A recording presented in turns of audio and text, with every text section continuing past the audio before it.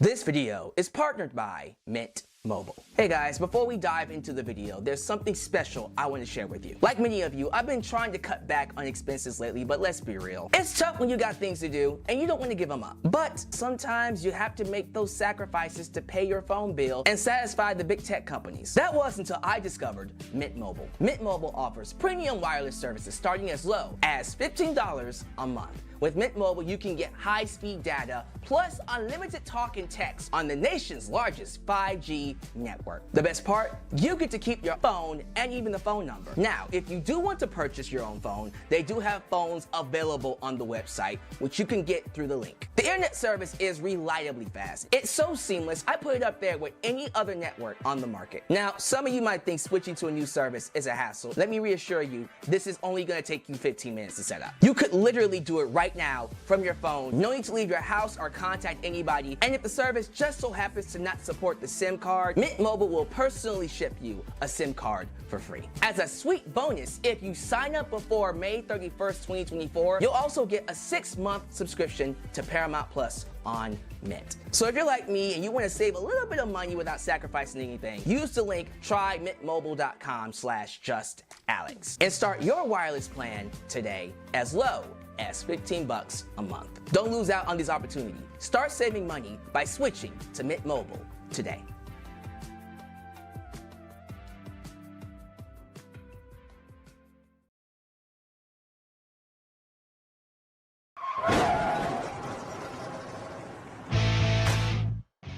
Hello, this is the hardcore legend Mick Foley, WWE Hall of Famer Mick Foley, 3-time WWE champion Mick Foley, shouting out my hearty congratulations to Just Alyx. So if I were you, I would tune in to Just Alyx now, right now, in order to make sure that you have a nice day.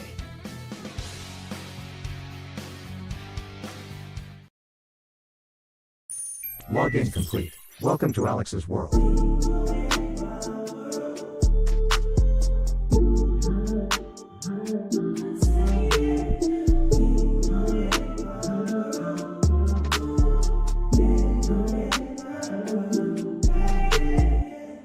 Ladies and gentlemen, boys and girls, children of all ages, I would like to welcome you to Alyx's world, a safe space for wrestling fans like you.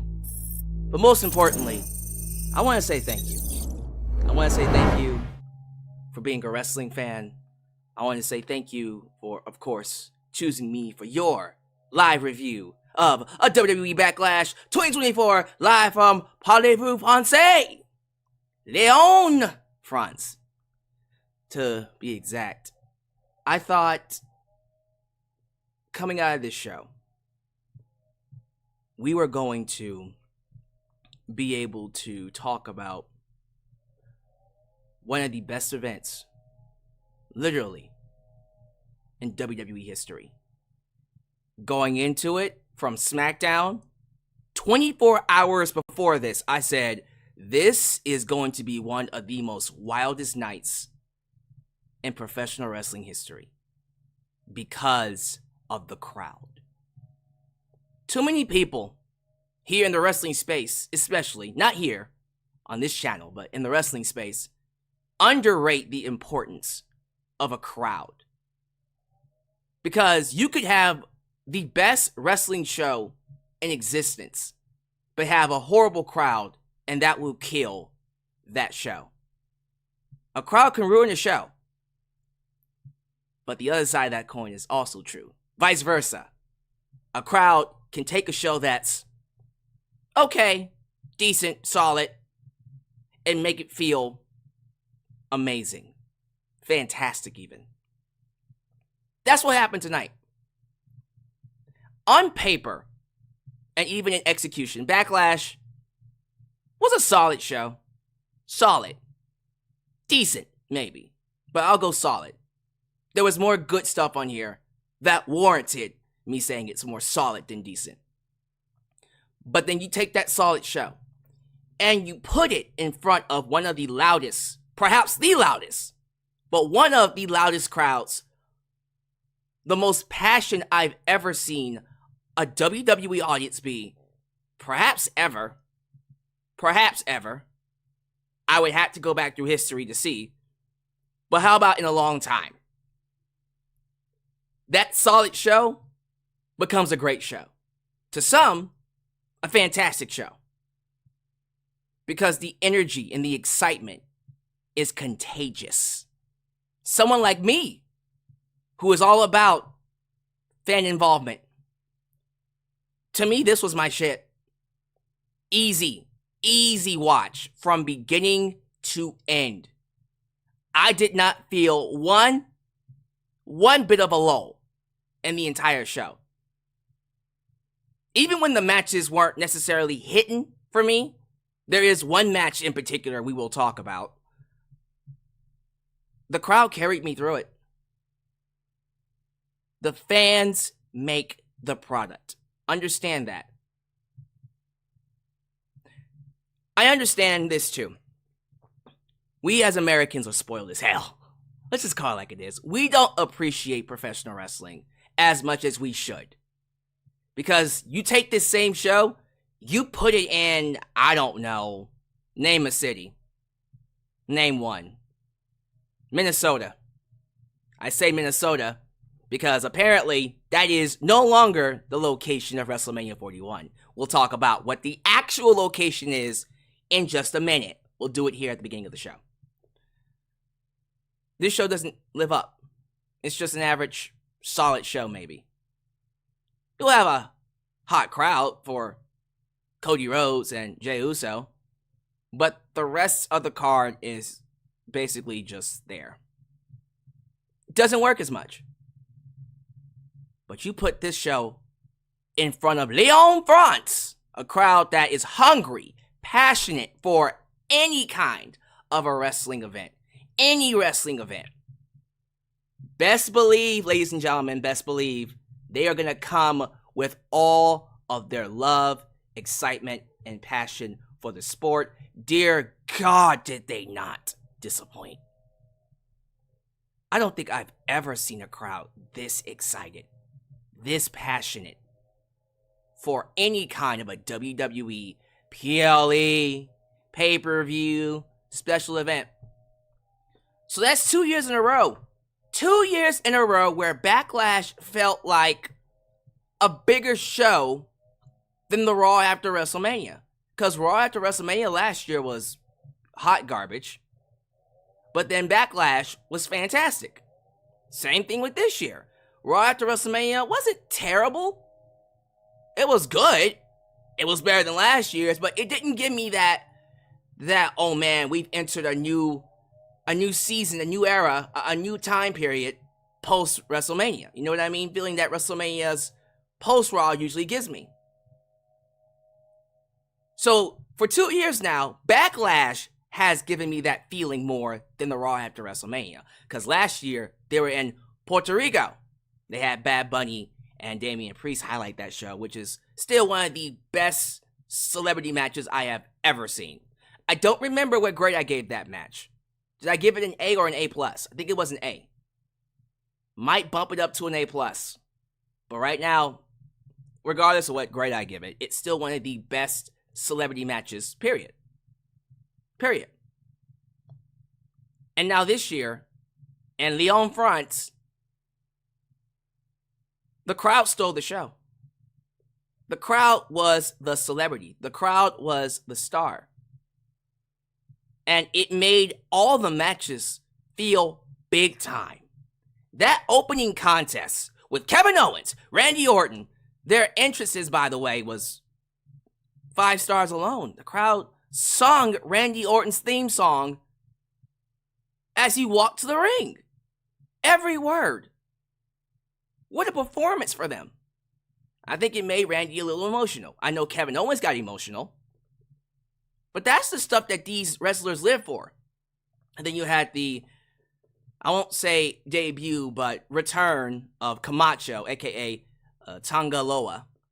So now the Gorillas of Destiny. Ain't nobody realer than Gorilla. Ain't nobody realer than Gorilla. Tama Tonga and Tangaleo, Leo, is it Leo or Leo? Loa. Is it Loa? Tungaloa? I'm going to get that name right. I think it's Loa. Regardless, Camacho is back. He is the newest member of the newest bloodline. This group of savages, animals. A whole new bloodthirsty rendition of Roman's group. And ladies and gentlemen, we ain't done. We still got Jacob Fatu lurking somewhere. He's here. He's under contract. They signed him. We're just waiting for him to debut. He lurking. Waiting to pounce. When it happens, I have no idea. But it's coming. He's definitely coming. And when he comes, he is going to make a massive splash. And you know he is. But then that energy doesn't stop at the first match. It carries on. The women's triple threat match, I thought was great. Tippy time. Tippy time was over. Jey Uso. Jey Uso might have been the highlight of the entire night. His entrance, what the fuck? Seriously. His entrance was out of this world insane. That man was a rock star. It was so crazy how over he was in France. I actually said, maybe they should call an audible. Maybe you should call an audible and put the belt on him. I was like, man, this is the kind of crowd you give someone a championship in. Because I don't know if Jey Uso will ever be this over. This over with any crowd. He's over. He's more over than even I thought he would be. And I knew he was going to be over. He exceeded my expectations. But I never saw him being this over. Yeet! I never saw him getting this over. You have no idea what it takes to get that over with an audience. Jey Uso has hit a level that very few wrestlers, very few people in the entertainment industry ever hit, let alone wrestling.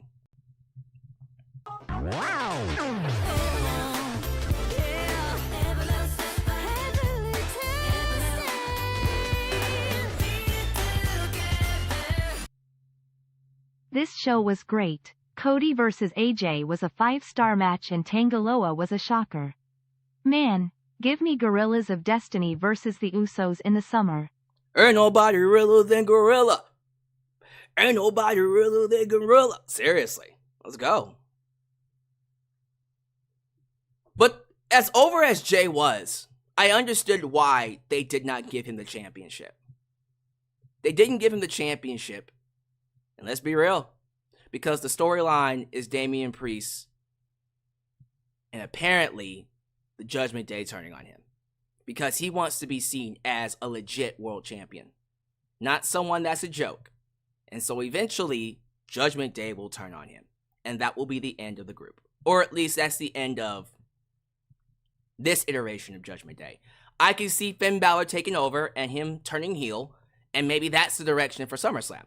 That's Damian Priest's championship opponent. Because if we're going to do CM Punk and Drew McIntyre, and I'm looking at what should be Roman, Jey, Jimmy versus Solo and the Gorillas of Destiny for SummerSlam, or maybe that will be, I don't know, maybe that'll be sooner. Because who knows when Jacob Fatu will show up. You know what I mean? Who knows what they're going to do. But that's what we're looking at for SummerSlam. Seth Rollins is recovering from surgery, so we won't get him until... Look, if I'm being honest with you, if Seth is going to be out recovering from this meniscus tear or whatever surgery he had on his knee, he might as well get that back surgery too and just stay out for the rest of the year. I know I pissed some of you off when I said that. Man, do you understand how many injuries Seth has been working with over the last 2 years? Nah, man. Get your surgeries. Get your surgeries, stay home, get better, come back at 100%. And let Roman and the Bloodline storyline play out. Focus on Roman Reigns and The Rock. because that is the story for WrestleMania 41. And then Seth can come back after that. And then you can turn Seth heel, like a legit heel run for Seth, where he goes after both Cody and or Roman Reigns. And then he could be the focal point for that show. Whatever show they do. Because they got to have something after The Rock retires, right? I think Seth Rollins as a heel is that story. But regardless of what they do with Seth, he's not going to be here for SummerSlam. So you do Roman, the Usos, and then the new Bloodline. Then you got Cody versus The Rock, which is the direction for SummerSlam. I'm going to assume we're going to do Logan Paul versus L.A. Knight. Yeah. And Chad Gable and Sami Zayn? We'll have to see. But if that's the card we're looking at, that's a stacked card. That's a WrestleMania card right there. That's a WrestleMania-worthy crowd. I mean, you can't get any better than that for a SummerSlam, honestly. Seriously. Old Bloodline versus New Bloodline. NWO versus Wolfpack, essentially. Rock versus Cody. Damian versus Finn. LA Knight versus Logan Paul. I mean, if those are the highlight matches, you don't get any better than that. And then, of course, if Rhea's healthy, Rhea Ripley versus, I'm assuming, Liv Morgan by that point. I don't see Becky Lynch holding the belt to that particular event.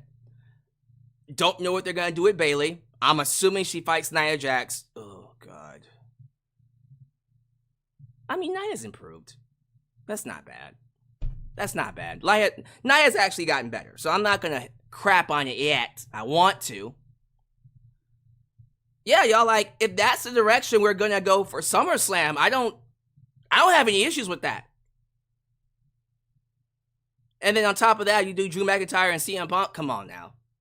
Come on now. This is why WWE is kicking ass. This is why all other wrestling companies are just inferior. Because on this hot streak that WWE is on, they're maintaining their momentum by doing fresh things. Like, as soon as this is over with, when we get to Monday Night Raw and SmackDown, we're going to get into the King of the Ring tournament. And the first match announced was Sheamus versus Gunther. Nah, nah, nah, nah, nah. We're getting back to Sheamus and Gunther on Raw. Are you kidding me? Ain't no way I'm going to say no to that. Hell yeah. So King of the Ring's coming back. Both men and women's. Men and women's. Did I say win? Both men and women's. Both men and women's King of the Ring tournament. I'm excited, man. I'm excited. Some people are saying that Tiffany will win Money in the Bank.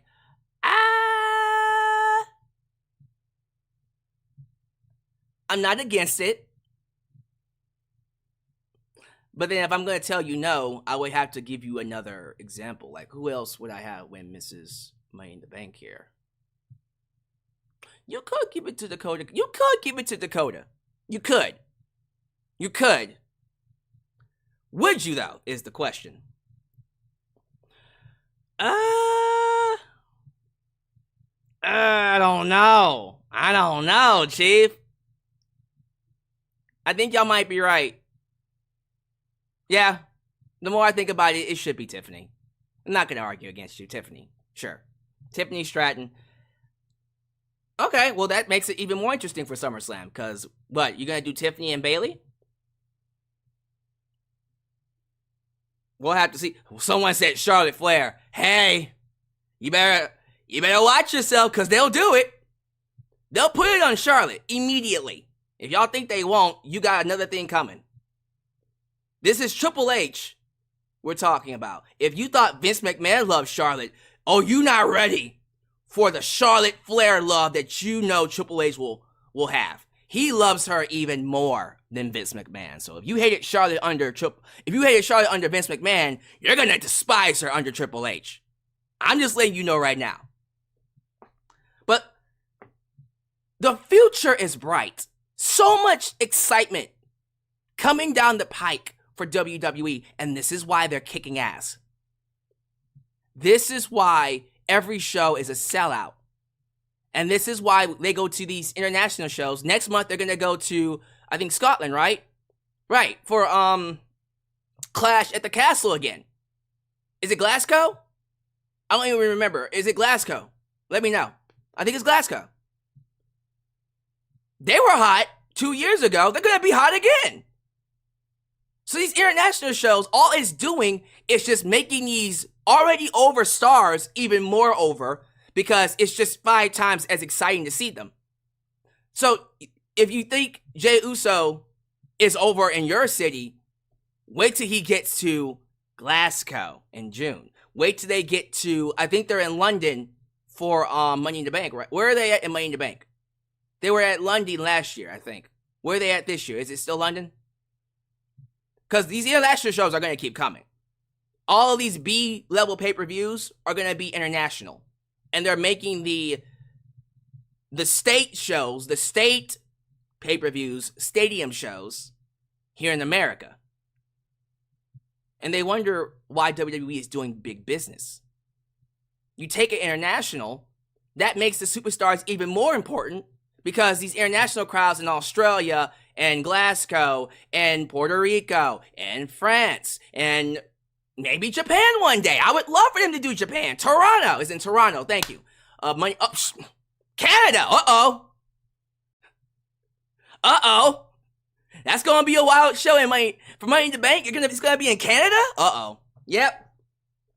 Now, you know Canadian crowds don't play. You know they don't play, right? So, even though Canada's not international, and neither is Puerto Rico, regardless, these non-American shows, you know they're going to kick ass. You know they're going to do good things. And it's just going to keep business going. I just saw that WWE did its biggest gate ever for an arena show, not a stadium show. The biggest gate it ever had done for any arena show in WWE history. Today, actually, for me, it's about to be 4 p.m. But for them, I think it's a little bit later on. But regardless of how you see it, the biggest gate that they've ever done for an arena show, pay-per-view, PLE, whatever you want to call it. Does anybody have the number? 3 million, over 3 million. Really? For a gate? 3 million? Hold up. Whoa. Okay, hold on for a minute. Let me fact check this. I don't like giving out misinformation. Let me actually fact check this really quickly. So we're actually going to go to WrestleNomics. I'm going to pull this up while I'm talking to you. I trust WrestleNomics with all the information, because these are professional men who fact checked everything. Everything. And we do have a location for Las Vegas. We do have a location for WrestleMania 41, and I just spoiled it for you. It's Las Vegas. I think I already told you that, right? Didn't I already say that? Didn't I already say that it was going to be Las Vegas? Well, let me find this out for you guys really quickly. So, yeah, here it is. So, the gate actually, wow, no, it is 3 million. Get the fuck out of here. 3 million? But how is that possible? There was only they had a packed crowd. It was 13,000, 14,000 strong. The tickets must have been, those tickets must have been expensive as hell then. Them tickets must have been super expensive. Really think about that. It was only 13,000, 14,000 people. It wasn't a stadium. It was only a regular sized Raw SmackDown crowd. Says it right here. WWE Backlash has the largest gate for any arena event in WWE history. The previous record was held by Money in the Bank in London last year, which did 3.2 8.3 million. And London was nuts. That crowd was nuts too. And they broke it. They broke it tonight. How expensive are these? Okay, so they must have had some expensive tickets then, if that's the case. Because Jesus Christ. Alright, well, congratulations. Seriously, big congratulations to the people who made that possible. But as you guys just heard, we have a location. We have a location announced for WrestleMania 41. Next year, ladies and gentlemen, is official. Las Vegas. WrestleMania Vegas is now the home. Allegiant Stadium, to be exact, will be the home for Las Vegas WrestleMania 41. I think Allegiant Stadium is, what is that, 100K? Let me look it up. Allegiant Stadium capacity. Allegiant Stadium in Las Vegas is 70,000. Well, I think it was bigger. Okay, I mean, that's still... Not gonna bitch about that. That's still a big fucking audience. Yeah, 70,000. I don't know why I thought it was bigger than that. And they said it's April 19th and 20th. Yeah, I did see the date as well. Let me go ahead and post this on my my Facebook. Excuse me one second. If it starts to get glitchy, it's because I'm downloading something. I apologize for that. And now I'm gonna upload something. So I'm probably gonna freeze a little bit, and I apologize. But I'm gonna go ahead and get this out while I'm here. Thank you guys for your patience and your understanding. So I think it's going to post. There it is. And I did read, this is also, it's not announced, and I don't think it will be announced, that the main event for night 2 will be Rock versus Roman Reigns. I think that's a foregone conclusion. You don't even need me to tell you that. You don't need me to tell you that. I think that's going to be the ultimate WrestleMania main event. It's the perfect time to do it. Rock's not going to be here forever. He probably wants to call it a day after that match, right? So, yeah, that's the time to do Rock and Roman. And with the way things look, and how things are being set up, with the bloodline, Roman clearly being set up to be a babyface when he returns. Hello? Hello, we still good? Are we good? Are we good? Sorry, we lost internet. We lost internet for about a minute or so. I apologize. Are we good? Can you guys still see me? Can you hear me? Are we okay? Okay. Got a little scared there for a minute. Whoo! Okay, we're good. We lost the internet for about 2 seconds. I don't know why that happened. Alright, okay. So, internet's kind of wonky, so I should use my time wisely. I shouldn't be rambling. Sorry, I got into it. Got a little into it there. But yeah, like, you know the destination next year is Rock versus Roman. And it should be the destination. I don't want to hear anyone bitch about it this time. You want to know why you shouldn't bitch? Because guess what? Cody is your champion. There's no reason to be upset that Rock and Roman will be the main event. Don't try to hijack the show and be like, oh, Cody should be the main event of night 2. Shut up. Oh, because I'm seeing that now too. Cody's not being booked as a strong champion. What do you want? Like, seriously, you got Cody main eventing every single show. He's closing every single show. He's opening every single show. He's being presented as a strong, legit, honorable world champion. I don't want to hear anyone bitch and complain about him being booked weak. He's being booked as strong as you can book any champion right now. Don't give me that BS. You could even argue he's being overbooked as a world champion. Just a little bit. But someone's going to come up here and start arguing, well, he's not as interesting. They should be going out of their way to make his program the hottest thing. Shut up. Shut up. Enough. Maybe you should admit that Cody is not as hot or as interesting as a champion as you want him to be. How about that? Because if they're booking him this strong, and you don't think it's interesting, because I saw reports out saying that Cody doesn't have a direction until The Rock comes back.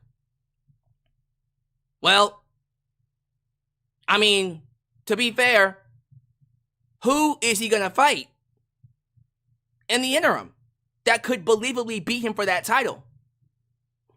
Who? AJ? AJ isn't that guy. LA Knight isn't that guy. You want to do Solo again? Solo ain't that guy. Maybe they'll bring in Jacob Fatu. That would be something.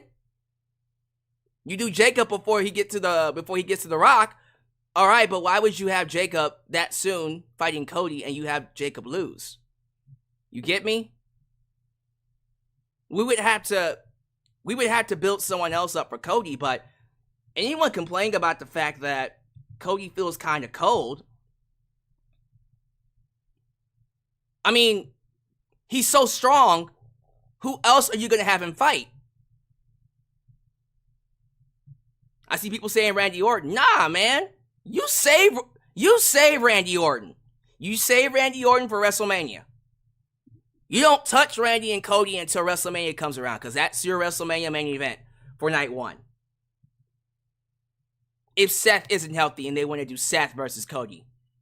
And in that instance, and I'm going to say this now. If Cody goes to WrestleMania as champion, and he will. Or they might give it to Rock. We'll talk about that later. Not tonight, but later. If Cody goes to WrestleMania as champion, as I predict, and he fights Seth Rollins, Seth needs to beat Cody. Seth has to beat Cody. Because god damn it. How many matches has Cody and Seth had? And Seth has lost all of them? If they do Cody and Seth at WrestleMania, Seth has to win. Period. End of story. Now, if Cody fights Randy, Randy might win, but I could see Cody retaining in that one. But, nah, you don't touch Orton and Cody until WrestleMania. So Cody doesn't have anybody. It's not a matter of a lack of creative. It's literally, well, there's nobody ready. So we run into the same problem we had with Roman now with Cody, because Cody is overbooked and really, really strong. No one else seems believable enough to beat him. Until The Rock comes back.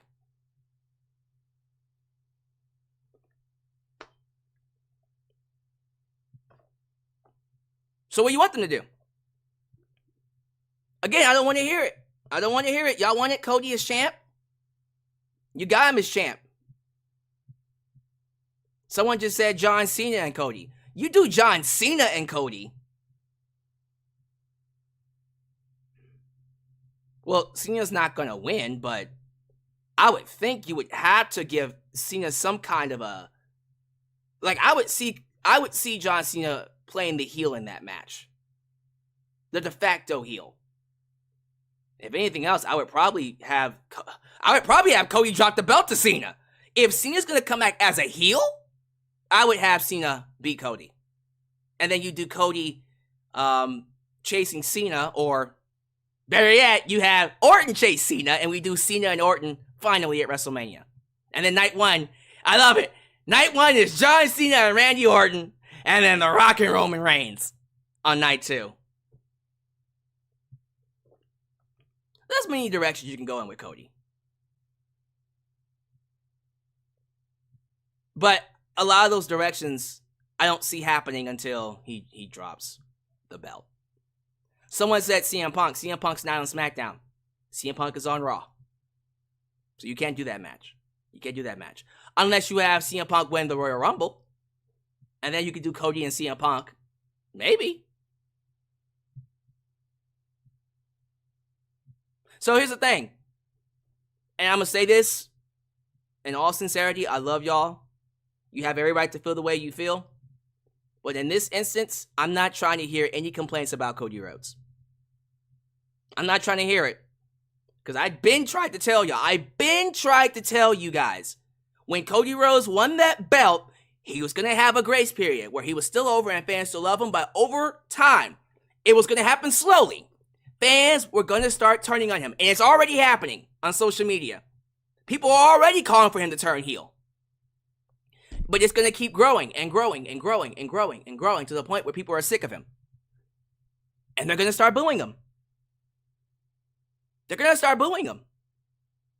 You know it's going to happen. You don't need me to tell you that. You know it's going to happen.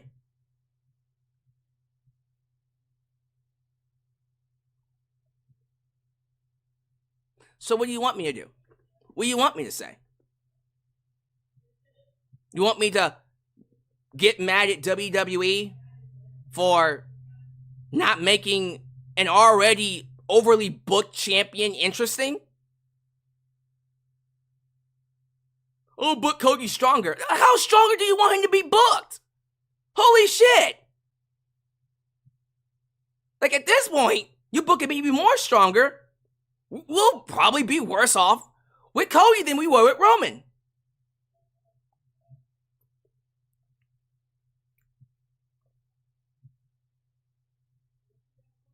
I still think Roman is more overbooked, well, shit. Roman wasn't booked enough. But in terms of like that first run, when Roman was the babyface, I still think Roman was more overbooked as a babyface than Cody was. And nothing tops Cena. So Cody isn't the worst overbooked champion, but he's overbooked as fuck. He is overbooked. He is someone that I think is reaching that level of, okay,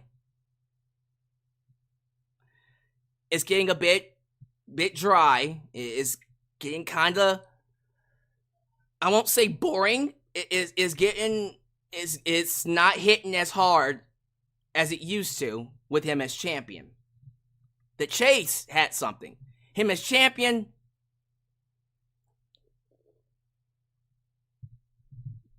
but hey, if it gets too bad, turn him heel. Get Cody Lander. Homelander. They're not scared to turn him heel in WWE. They'll turn him heel if need be. But getting back to the show, yeah, I thought the show was a great show. It was a solid to decent show made better by one of the greatest crowds in wrestling history. And it will definitely go down in history for that very reason. Because of the awesome crowd. And guess what? Glasgow is going to do the exact same thing. Toronto will be the exact same way for Money in the Bank. And then when we get to SummerSlam, that's going to be a hot show. That's going to be a WrestleMania crowd. I think wherever stadium Ohio is going to host SummerSlam in, I think it has like 60 to 70,000. Right? 60 to 70,000 seats. So that's another WrestleMania. It's going to be another WrestleMania. You got to have Rock and Cody main event that show. You got to. I'm excited though. All right, I'm going to go ahead and get into the matches here. Again, the matches themselves, they were good for the most part. But what sold the show was the audience. So if you're going to watch the show, just keep that in mind. But we're going to go ahead and get into things. I'm going to do the shout-outs. I'm going to look at everybody. We already did the sponsorship, Mint Mobile, so we won't be doing that again. I'll talk about it briefly before we do the shout-outs, of course. But other than that, I want to thank you all for joining me here. I apologize for the internet glitch. I think we're okay. We're okay. So let's not waste any more time. Let's get right to it. If this is the first time you're watching me, do me a solid favor. Like the video, subscribe, and click that bell to catch all my content when it comes out. Wow, your edit. Help expand the brand by doing the following things. Join the membership. Click that join button and get the opportunity to request a video of your choosing, whether it's a live reaction, a hot topic, or a review, past, present, or future. Also, don't forget to give thanks. Hit that super thanks. If you would like to donate after the fact, you can. Also, like me on Facebook, follow me on Twitter, just Alyx Central. Give me a follow on Instagram, give me a follow on Spotify, give me a follow on Cameo, give me a follow on Threads, and give me a follow on TikTok. For I am the tickest of the talkest for now, because they might ban TikTok in a year or so. Regardless, donate using PayPal, Patreon, Cash App, Venmo, and yes, Super Chats are officially on you. can donate at any point in time during the broadcast. To get your thoughts played live on the air, email me at justalexsworld@gmail.com for business inquiries, just to say hi. And please, get yourself a t-shirt today at Pro Wrestling Tees and Teespring. Get you an old school Deluxe Man t-shirt. Get you a new school Alex's World t-shirt. But most importantly, get you a blonde hair, blue eyes, apple pie. America, the remix t-shirt made by It's J Knox and Firestar Heart. All of this down below in the description box. And once again, I want to thank Mint Mobile for being a partner of the show. If you're someone that's just looking for an affordable monthly phone plan, because you got these big tech companies trying to offer you these crazy priced phone plans. Mint Mobile just wants to give you a very good, incredible, well-used mobile service with great internet access. No drop calls or anything. It works just as well as Verizon as anything else. They want to give it to you for an affordable price. So if you're someone that's just looking to save some money, I would really recommend that you check out Mint Mobile. The link to it is down below in the description, as well as other details. Shout outs. Let's get to it, ladies and gentlemen. Thank you all so much for being here. You already know what we're here to do. Let's show some love to the moderators. Ultra, Shine Nice and Firestar Heart, Elias, Ademi, New Japan Pro Wrestling Girl, Khalil does everything. Yes, Khalil does everything. Is still on break, but big update, it's looking like he might be coming back anytime soon. So always show him some love. And of course, Big MGM and the newest moderator, and for the record, permanent new moderator, Highway Dylan Danger, Dylan Danger, who's also here to keep things moving along. Thank you all so much for helping to keep this a safe space for wrestling fans like you. And most importantly, ladies and gentlemen, be sure that you hit that like button, because the more you like the video, the more opportunities I will be given to be recommended here on YouTube. We are closing in on 42,000 subscribers. Let me give you an idea of how fast this is. 2 weeks ago, I hit 41,000 subscribers. 2 weeks ago, 41,000. WrestleMania week, 40,000. We are climbing 1,000 subscribers every 2 weeks, because people like you keep liking the video. I keep telling y'all, when you like the video, it pushes my stuff out to other people here on YouTube, and more people are joining Alex's World, a safe space for wrestling fans like you. So keep hitting that like button, and these numbers will keep climbing. And thank you all so much for doing it. I see all these super chats just sitting here. Let's get to our super chats and say hello to the people who donate.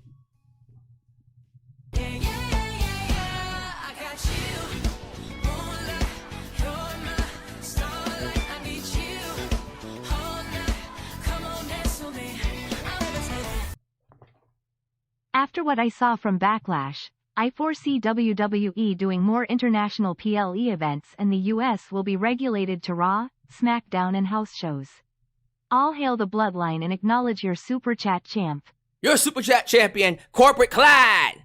Corp CA is here in the building. Acknowledge him.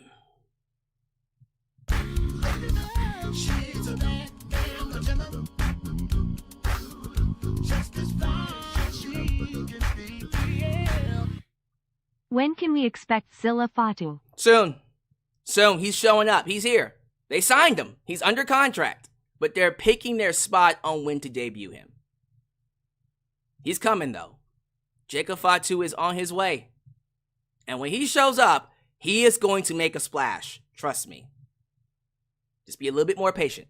I need your love. I need your time. I need to be free with you tonight. I need your love. I can't see the US title being defended overseas, but the IC title, yes. The US title will probably only be defended in the States.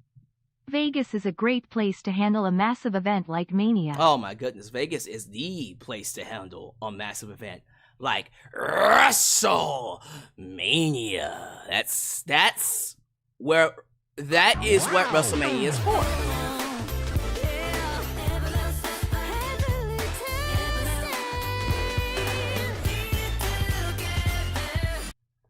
My pick for King of the Ring is Gunther, even though I hate him, and my pick for Queen of the Ring is Tiffany Stratton, because it's Tiffany time. I had a feeling that if they do a women's King of the Ring, Queen of the Ring, excuse me, then I would give that to Tiffany Stratton and let her earn some notoriety other than, you know, Mrs. Money in the Bank. But maybe they'll give Queen of the Ring to a Naomi or something. All right. I see the ones in the live chat. People acknowledging the Tribal Chief, Corp CA. Thank you all so much for being here. Let me go ahead and say hello to all the people here, especially my favorite. No offense to all of you, I love you all, but we gotta give love to the family here. The fam is in the building. You know them as the premier channel for wrestling, I can't speak English right now. For wrestling live reactions. There it is.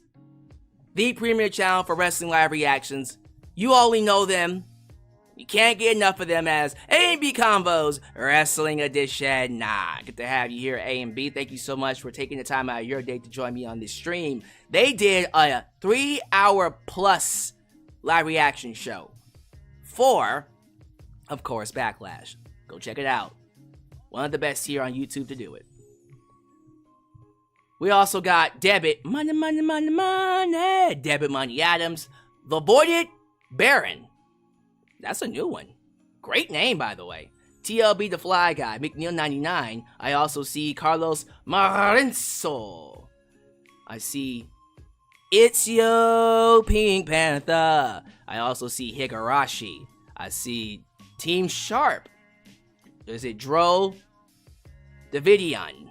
Dro Davidian in his house. Good to have you here, sir. Sunset Jaden. 412 Hamrock. Got some regulars coming back. Shadow Star. I see. Uh-oh. Now you know when the Tribal Chief shows up, he has his right-hand man, his wise man, Franklin Torres. So I guess that's what we'll call him. Because anytime you get corporate CA, you get wise man, Franklin Torres.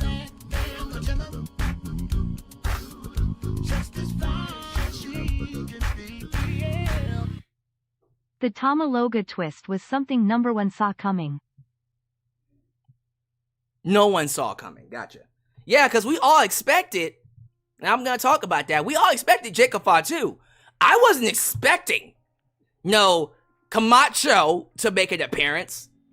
That's what he was called in NXT. I know it's Tongaloa. But man, that's a nice twist. Now you go, how many people are in the bloodline? That's scary. It's scary when they make you go, oh, no. It's a lot worse than what you were imagining. Because, yes, we have Jacob Fatu, but we got many others who are ready to stomp with the big dogs. Man, can't wait for that. BW Rosa also in his house. Good to have you here. You saw him earlier, 38, 4KT boy. Good to have you here, sir. You got John. We got JJ. Who let the dogs out? Who? JJ Bulldog. Big Ghosta. Mr. Big Ghosta. Jordan Williams. I also see Ethan Zakar. I can't roll my R's. Zakarbuk.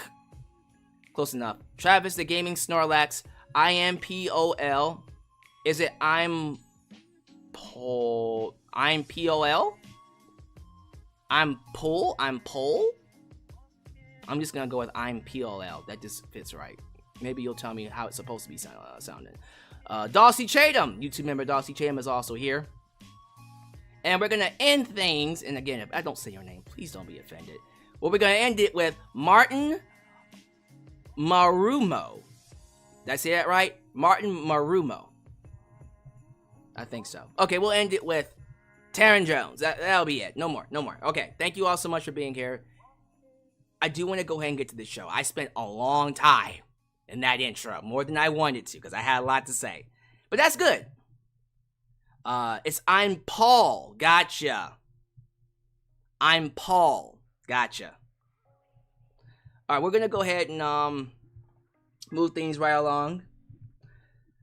Backlash this year was held in Hollywood, France. Of course, we're talking about Leon France. When I saw the crowd on SmackDown last night, and I saw how excited they were for that show, I said, oh, this is going to be wild. This is going to be one of the wildest crowds ever.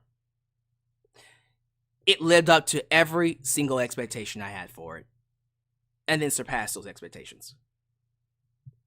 When you think about a wrestling crowd, when you talk about Chicago, when you talk about any Canada crowd, Toronto,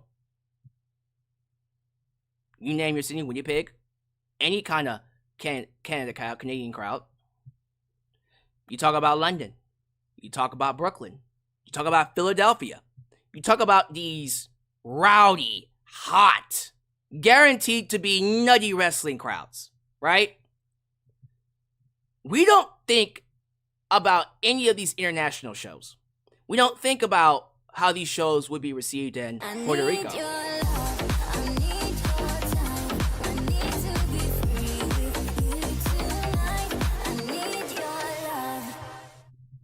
Alyx, give me for not knowing this, but has there ever been a black female tag team champions for Jade and Bianca? No, this was history making tonight.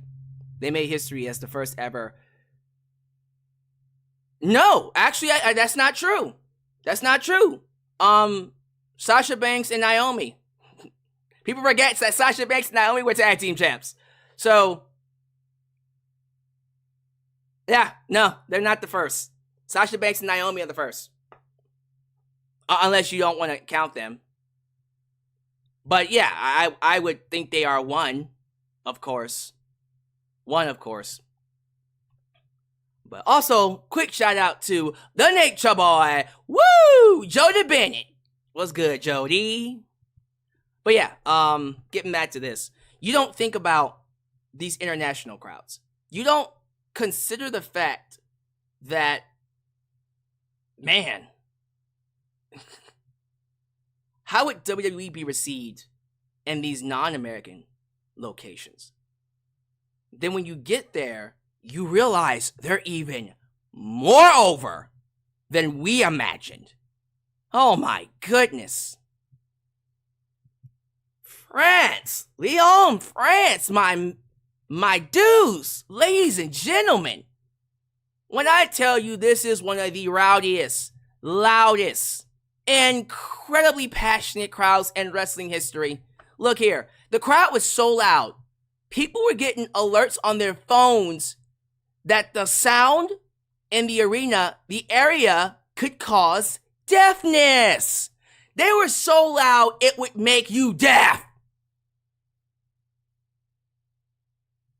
Come on, man. Come on. That's special. That's a special, special crowd. And they deserve their props. They deserve their... Give them their flowers. Amazing crowd. Amazing audience. Thank you.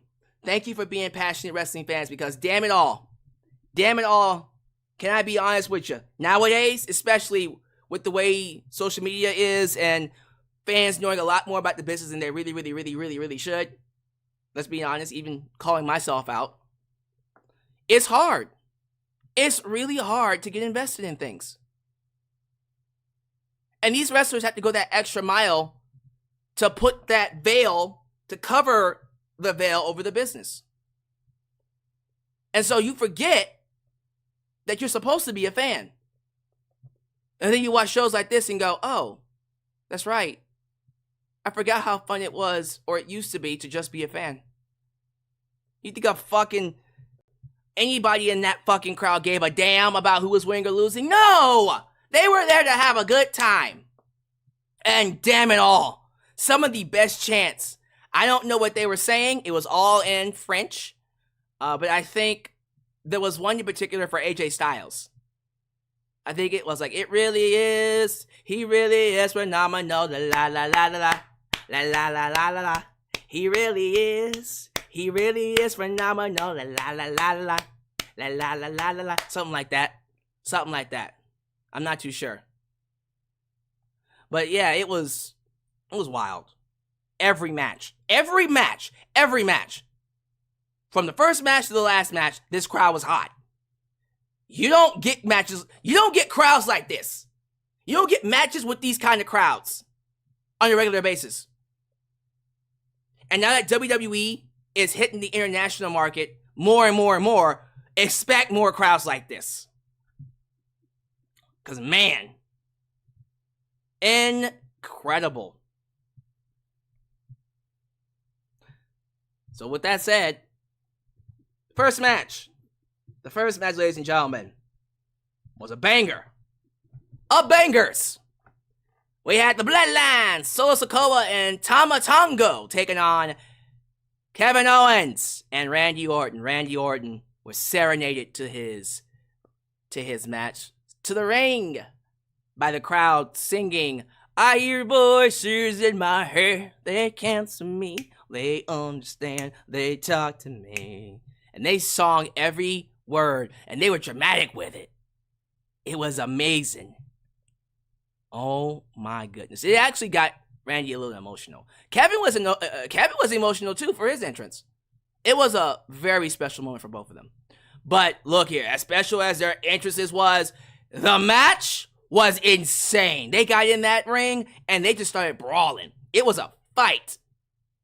And then it got so bad that, you know, people had to start going out there, backstage, employees, a bunch of, you know, people in suits going out there to break them up, referees. And then Nick Aldis got out there and said, you know what? Enough of this. Y'all want to fight? Street fight. Have at it. And then the street fight just became the normal match, and holy God, damn, it wasn't insane. It was just chaos. It was pandemonium. From tables, ladders, trash cans, chairs, oh my! It had it all. But ultimately, when it came down to it, one man made a difference. And that was the re-debut or return of Camacho, aka Tonga Loa, also from New Japan Pro Wrestling, who is now going to be a part of the WWE roster. That is right, the Gorillas of Destiny have come to WWE. Ain't nobody realer than Gorilla. Ain't nobody realer than Gorilla. The Gorillas of Destiny have appeared, and as a result of the newest member of the Bloodline, Solo and Tonga win the match. So now the numbers continue to grow. And I love this because everyone expected Jacob Fatu. And he is coming. Let me make this very, very, very clear to you. He's coming. He'll come a lot sooner than Fear did. Because we had to watch and wait for that man to come for a very long time. Pause. But we're not going to have to watch Jacob for too long. Because he knows what he's doing. Double pause. For real, Jacob Fatu is on his way. And I think when he debuts, it's going to be even bigger. But you can see the pattern here, right? Anytime these guys get inside the ring, they always introduce someone new. So we got another guy. What is his name? Hikuleo, right? Hikuleo from New Japan Pro Wrestling, just this big, tall, massive dude that's also Samoan, or from that Samoan heritage. He's coming in as well. So alongside him, you'll get Jacob Fatu. Now, when Jacob Fatu hits, forget about it. He's going to take over. But if the idea is every match they introduce one new member of the Bloodline, watch out. Oh, goodness gracious. That's going to be nuts. That's going to be nutty, ladies and gentlemen. But yeah, I'm excited, man. I'm super excited for what they're doing with the Bloodline. I can't believe this. I said to myself, I cannot wait for this to be over last year around SummerSlam. Because I'm like, this is on his legs, man. This is on his last legs. But now, I'm like, keep it going. Keep it going. Keep it going. Keep this shit going.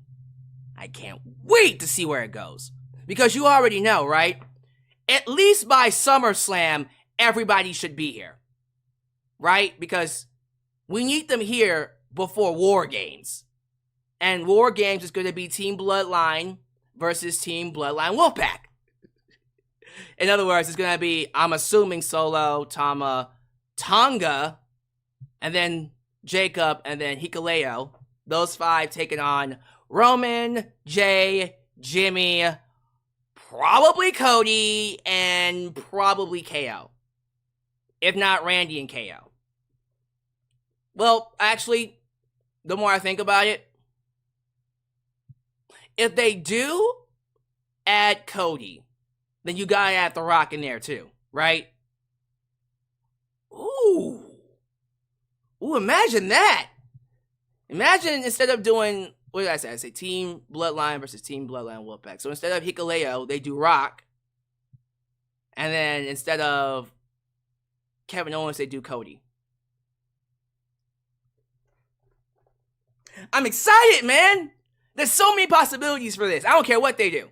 I'm here for it. This is great. This was fantastic all around. Bloodline wins. They're going to pick up more momentum as time goes by.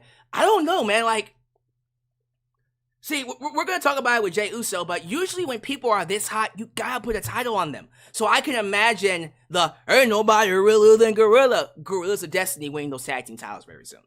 And they should. They better. Women's Championship. Tippy time. Tiffany Stratton, Naomi, and Bayley. It's Bayley. Now, there was a point in this match where I said to myself, Tiffany Stratton is carrying this thing. I don't like Tiffany as a character, but she's a phenomenal wrestler. And the more she wrestles, the more she gets over. I'm going to say that again. The more she wrestles, the more she gets over. Because people appreciate her as an in-ring performer, not as a character. The more she talks, the more it pisses people off, the less people want to see her. If you focus on her in-ring ability, she will get over very, very quickly. Very quickly. I personally would give her a mouthpiece. Give her somebody. I don't care. Give her Summer Rae. Summer Rae at least can talk. And I'm serious. Like, Summer Rae was a good talker. Horrible wrestler, but good talker. But Tiffany is a phenomenal. What is she, like 20, 25, 26?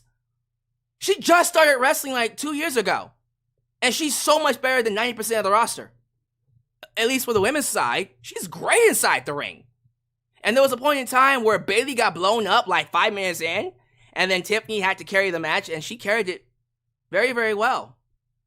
Very, very well.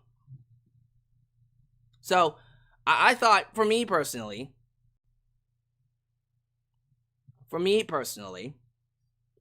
she was the star of this match. Not saying that Naomi and Bayley didn't do anything. I think both of them had their moments. Especially Naomi. She really connected with that crowd during her entrance. But Tiffany was the star of this match, and Bayley does retain. So she pins Naomi. And there you go. Again, if this was a match that just happened on SmackDown, it wouldn't have gotten that big of a reaction. It'd just be like, okay, Bayley retained. But because it happened in front of Parlez-vous Français, France, it ended up being much better than it had every right to be. I think I gave it a B+, right? Yeah, said it was great. It was a great match. But let's talk about perhaps the match of the night for me. As awesome as the first match was, this to me would stand out as the match of the night. Jey Uso got one of the greatest, insane entrances I have ever seen. The reception he got for his entrance is stuff made of legends. This is the kind of stuff that people go back on when he retires and he goes into the Hall of Fame. They'll remember this night for this entrance. This was incredible. A&B Combos was doing their live stream. And real talk, they can vouch for me on this. During that live stream, when I was watching this entrance, I said, call an audible, call an audible, call an audible, put the belt on him. No, put the belt on Jey. You got to put the belt on somebody when they're this hot. You have to, because you never know when they'll be this hot ever again. It's as simple as that. It ain't got nothing to do with storylines. It ain't got nothing to do with Damian Priest being a bad champion. I think Damian Priest is just fine as champion. But when you are this hot, when you got someone this over, you need to put the strap on him. Because you never know when you'll get the opportunity to do it in front of a crowd like this. It ain't got nothing to do with me thinking a guy is not set for, is not good enough to be a champion or anything like that. It's simply because you're never going to get a moment like this. Probably ever again for Jey Uso. You're just... You might. You could get it in Glasgow. You might get it at SummerSlam. But rarely do you see a crowd this hot. This hot for a wrestler. And so you capitalize on it. And I was talking to A&B Combos. Put the strap on him. Put the belt on him. Yeet City, baby! And when the match was going on, and they were popping for everything that Jey did. Damian Priest was great, by the way. He was a great seller. He really put over Jey as like that foil. But this crowd was popping for everything Jey. Jey was going corner to corner doing... He didn't even do like the multiple raise the roof. He was doing that during the entrance and it looked amazing with the fireflies and stuff. Oh my God. But during the match, he would just go to the side of the ring and just be like... And the crowd would be like, yeet! Go over here.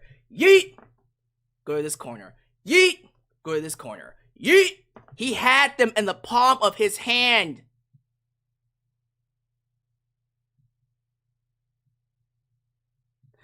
But they didn't put the strap on him. They kept it on Damian Priest.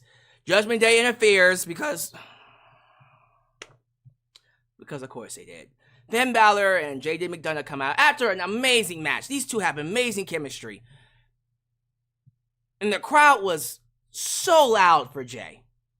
They really wanted him to be champion.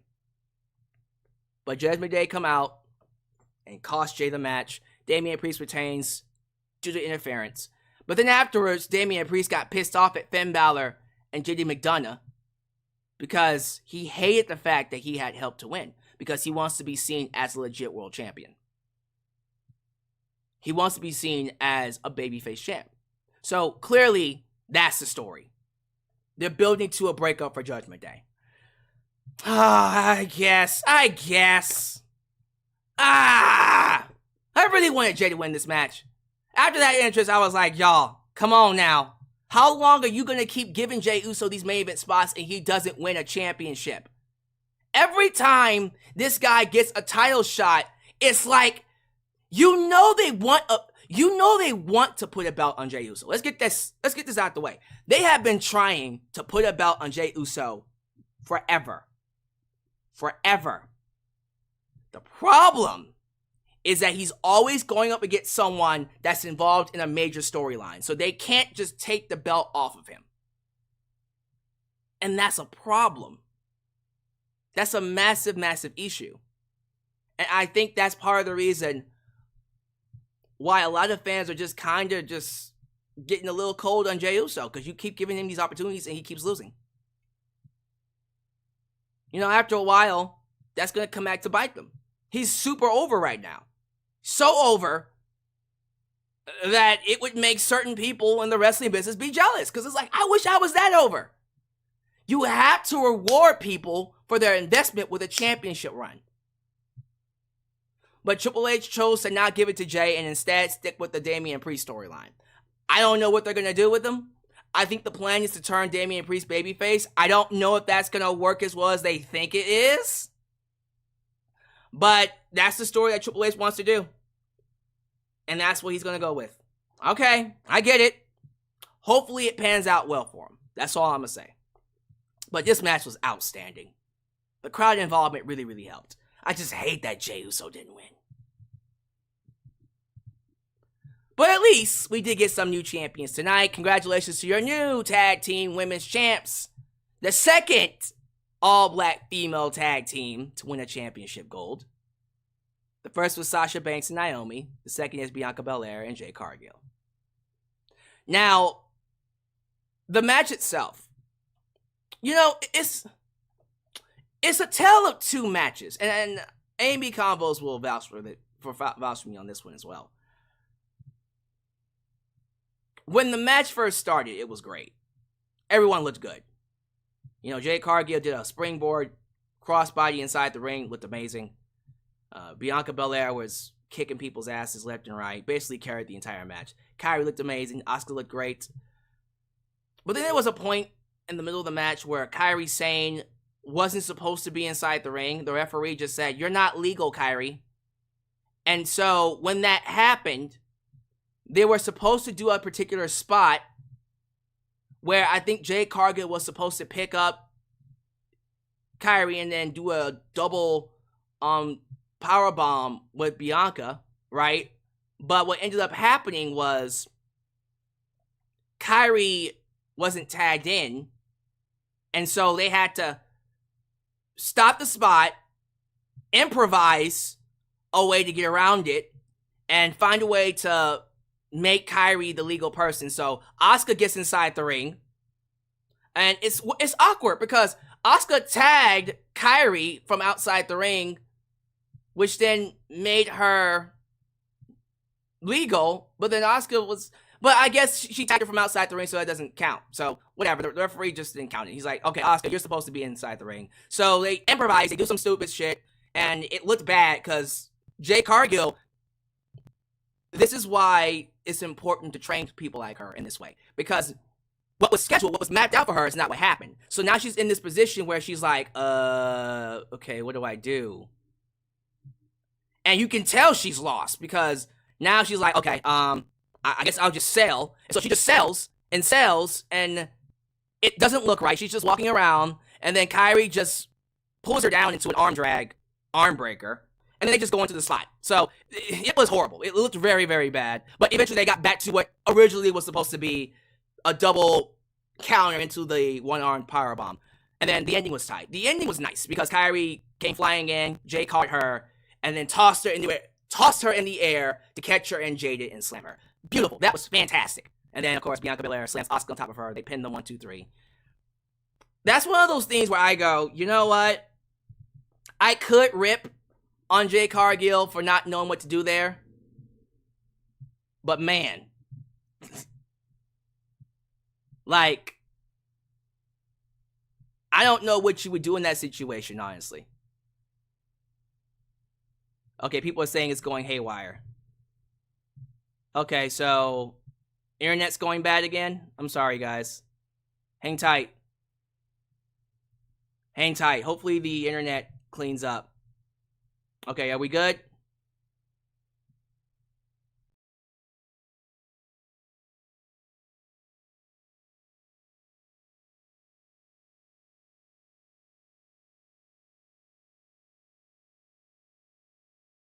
Are we good? Did the stream fix itself? They're saying I'm glitching. Oh, Lord. I'm sorry, guys.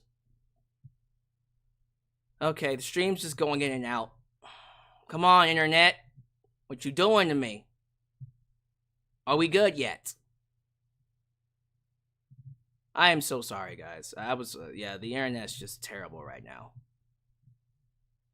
Are we good? Let me know if it cleaned up. I can't control the internet right now. It's just really bad. Oh man, that's embarrassing. I am so sorry, guys. Let me know when it cleans up.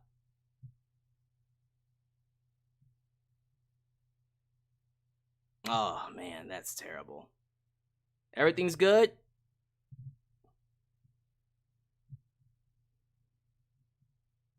Okay, I'm okay now. I am so sorry. That's embarrassing. Yeah, I can't control the internet sometimes, y'all. It's good and then it's not. I do see that it's a little low right now, so let's go ahead and wrap this up. Let's go ahead and see if we can wrap this up really quickly. So Jade Cargill and Bianca Belair are your new women's tag team champs. Tell of 2 matches. The middle was kind of wonky, but ending was strong and beginning was pretty good. So solid overall, solid. Main event, ladies and gentlemen, the phenomenal AJ Styles. He really is. He really is phenomenal. La la la la la. La la la la la. He really is. AJ Styles was mega over with the audience. Alongside, you already know, the Prince of Professional Wrestling, now becoming the King of Professional Wrestling, Cody Rhodes. And again, it was amazing seeing that crowd. Seeing Cody Rhodes' theme song, word for word, without the music, loud and unison. Beautiful. It's just great stuff, man. It just shows you how popular and how over Cody Rhodes is. It really does. But yeah, AJ Styles was a let's just call it like it is. He's just there to hold Cody over as champion. He's not going to be someone that can believably beat him. He never was going to be. But he can give Cody a great match, and he can believably give Cody a at the very least an opponent that will establish him as a champ. Because if you're going to be champion, you need big names to beat. AJ Styles is one of them. So, yeah, I think when it comes down to it, this match did what it needed to do. 2 Georgia boys, 2 Georgia soldiers. Former New Japan Pro Wrestling superstars, leaders of Bullet Club, coming in, having a good match. And hopefully, ladies and gentlemen, we get a little bit more of it, because we got a lot of room before we get to SummerSlam. So, the match was great. It was a great match. Crowd was into literally everything they did. AJ Styles looked amazing. Looked like AJ Styles in 2016. But when it was all said and done, Cody just beat him. When it was all said and done, that was basically it. Cody just beat him. He didn't necessarily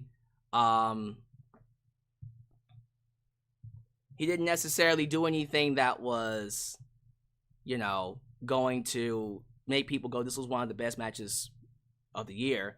It was a great match in front of an amazing crowd. And so for me, this was, it was the match that Cody needed to have as his first match after beating Roman Reigns. But at the end of the day, no one believed AJ Styles was going to beat him. And so in that matter, when you think about it from that standpoint, really wasn't that special of a main event, but it didn't need to be. It had a purpose to serve, and that was to establish Cody Rhodes as the top champ, and it did. So there you go. Great way to end the show. Nothing really came after the match. Cody just beat AJ, and that was it. But again, when it comes down to it, and I'll end it on this note, when it comes down to it, this pay-per-view accomplished one thing in particular, and the internet is going bad again. Hold on for 1 minute. I'm just trying to be sure that I can get through this without the internet going crazy. And I am so sorry that the internet is glitching out. I have no control over that. Thank you to everybody sticking through it. It's almost done. But this pay-per-view established once and for all that the international crowds are money for WWE. There's a reason why these crowds are what they are and why they do great business for them. And they will continue to do great business for them.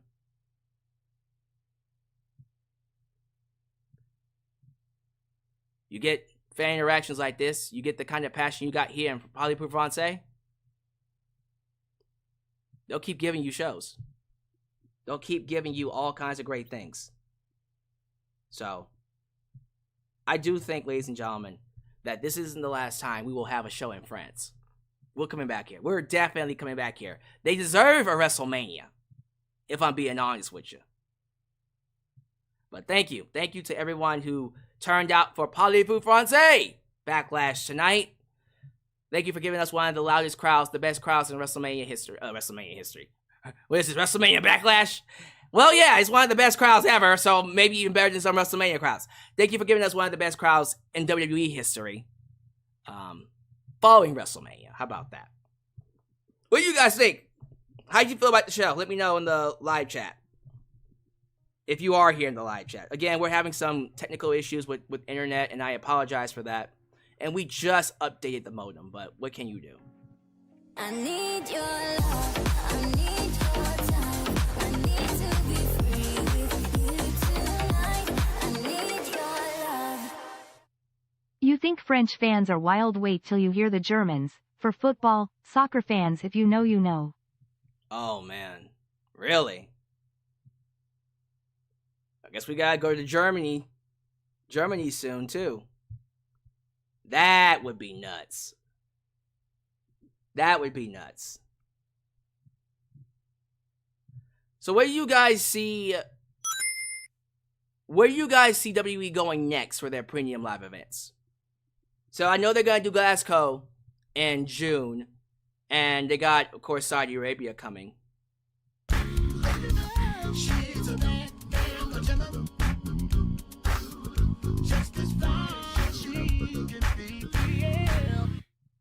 Not having Dakota in Queen's Crown is just insane. Well, Dakota is still,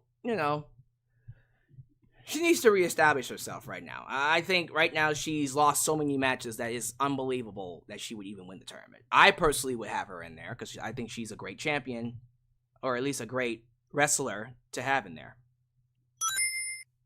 But yeah, thank you all so much for sticking with me. It looks like the internet has stabilized. There we go. Now that the live chat's back.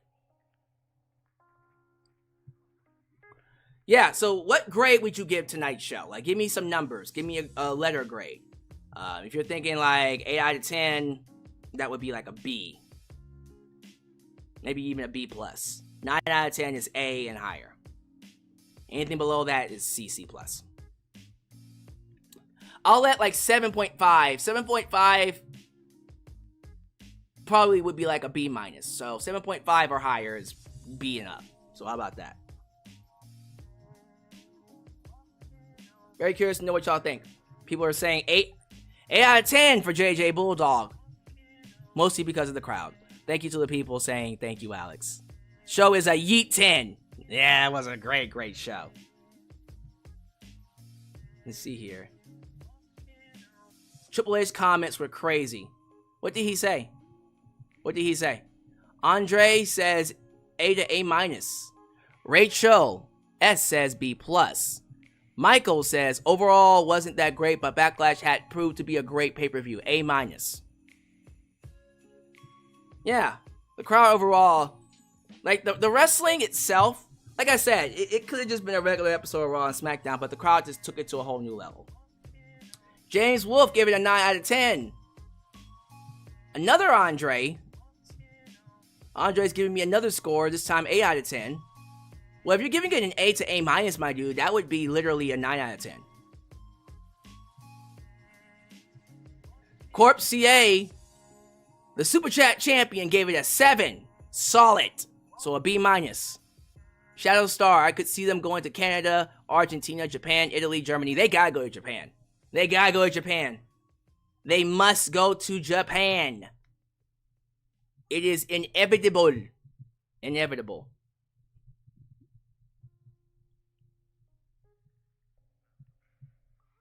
Let me see here. Shadow Star giving an A-. Jordan Williams, the crowd in the bloodline carried the show. Shocker. Yeah, it'd be like that. Again, thank you all for tuning in. I know these internet issues are just horrible. This is just embarrassing, quite frankly. Oh my goodness. Show some love to A and B Combos once again for tuning in to the show. Let me see. And again, show love to Mint Mobile for being a partner of the channel.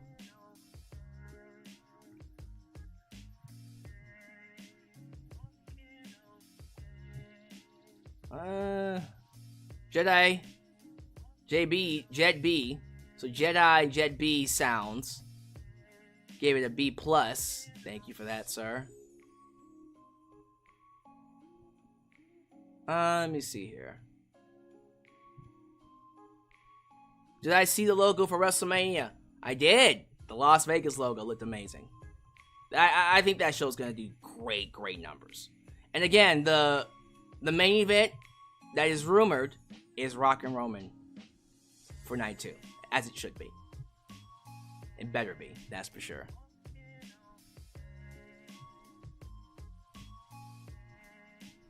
Let me see here.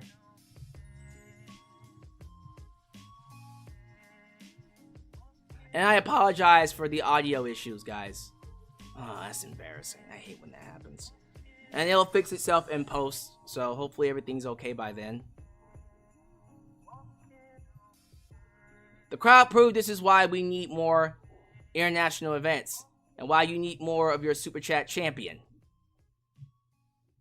Ladies and gentlemen, Corp CA is showing up more as a Super Chat champ than previous champs.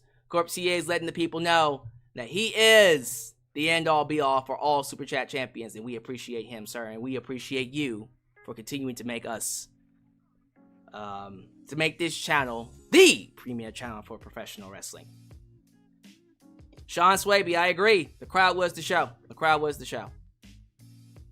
Alright, y'all, we're gonna go ahead and close this out. I usually would stay longer, but because of the internet, I don't want to overstay my welcome here. It looks like it stabilized. It looked like it was okay. And I'm sorry that happened during, at least it happened during the women's match and not any other match. But thank you all for being here.